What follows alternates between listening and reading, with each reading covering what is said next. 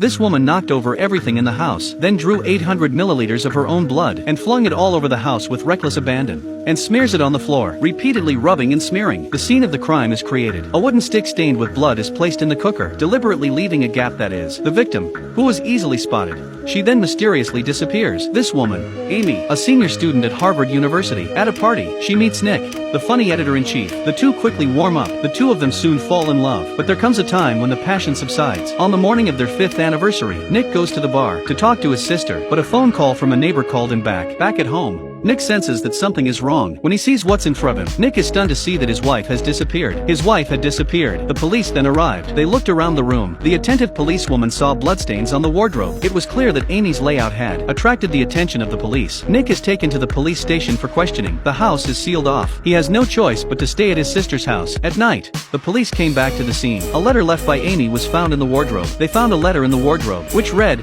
Clue 1. The police were puzzled. So they called in Nick. Nick said that it was a puzzle that he and Amy had played. He guessed that the destination was his office. Sure enough, Clue 2 was then found in the office. The letter suggested that the next destination was the brown room. At the same time, the police found a pair of sexy pants. Nick looked embarrassed. The police didn't press the issue any further. Instead, they asked him where his brown room was. Nick said he didn't know, but he lied. At night he sneaked up to the cottage alone. Here he found Clue 3. The police came with him. Nick hid the letter and told the police that the house belonged to his father and that it was blue, not some brown cottage, and then drove off inside. But what the police didn't know was that Nick's father's name was Brown, which means brown. Nick opened Clue 3. It reads 5th anniversary of preparing candy where. Nick furiously put the letter away. A late night text message startled Nick. The moment he pushed open the door, a woman lunges frantically at Nick. This woman is one of his students. They hadn't seen each other for a long time, but Nick says it's the last time. After dawn, the woman left. Nick thought he hadn't seen her, but then he turns around and sees his sister. Her sister confronted him. How long he had been lying to everyone. Nick replied 1.5 years. Her sister scolded Nick hysterically. By the end of the night, Nick was speaking at Amy's rescue meeting when suddenly one of the neighbors jumped in to accuse Nick and told everyone that Amy was pregnant. By then everyone was stunned. There was an uproar. Reporters chased Nick and asked him about it. Nick runs away. The woman in front of me had a hammer in her hand. The next moment towards her own face, because she was going to make it look like her husband had committed domestic violence. Amy has been planning this for a long time. She makes friends with her pregnant neighbor, feeds her the story of her husband's domestic violence every now and then. She's been making friends with her pregnant neighbors. She runs up her husband's debts. She raises her life insurance while her husband is not looking. She then buys the getaway car with cash through a website. Then she drains the family toilet, invites the pregnant woman's neighbors to her home, and takes the opportunity to obtain the pregnant woman's urine. In this way she successfully fakes her pregnancy. Finally, she keeps a diary of their lives. After setting everything up, she rightly disappeared. And all this, it was all to get back at her cheating husband Nick. At this point Nick has just returned home from a rescue meeting. The policewoman confronts Nick with the results of the lab tests. On the kitchen floor, there was a large amount of wiped blood on the kitchen floor. It didn't look like an ordinary disappearance. It was more like a murder. And we also found out that you were heavily overdrawn on credit cards for luxury items. Amy's life insurance had been increased to $1 million and two. Nick was speechless. He shattered his glass in anger because the person concerned had the right to remain silent. So the police had no choice but to stop. The police went back to Nick's father's old house. After a search, they found the unburned diary in the fireplace. The diary was a record of Nick and Amy's life together, but at the end it reads,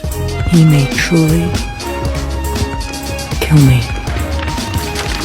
Meanwhile, Nick had also solved the secret of Clue 3 and found the house where the candy was hidden. Nick arrives at the house. The moment he pushed the door and turned on the light, he was stunned to see a room full of luxury items. Nick took one of the gift boxes back to his sister's house. They deciphered the meaning of it. Nick realizes that his wife is not missing. Amy had set it all up. Nick realizes the seriousness of the situation. He finds a lawyer who specializes in such cases. The man with the glasses. He describes the whole thing to him. The glasses man said it was absurd, but he accepts Nick's invitation and he decides to help Nick get his wife back. The man gives Nick the contact details of Amy's ex-boyfriend. Nick also received information from Amy's ex-boyfriend that she had staged a farce of her own that has left her ex-boyfriend in the lurch for 10 years. Back at home, Nick follows the glasses man's arrangement. He publicly states that he had nothing to do with his wife's disappearance. Secondly, he admits to cheating on his wife and that he would change his ways. He hopes that Amy will give him a chance. He successfully established himself as a good man. This act was well received. Amy had been gone for 5 days. She had cut off her long hair and dyed it, changing her image completely. Rented a flat in a strange place. She has met her new neighbors and gets on very well, but it doesn't last long. The new neighbor unexpectedly finds out that Amy is rich. They bet Amy won't call the police. So the very next day, they robbed Amy. Amy drove away from the area. By coincidence, she runs into her first love,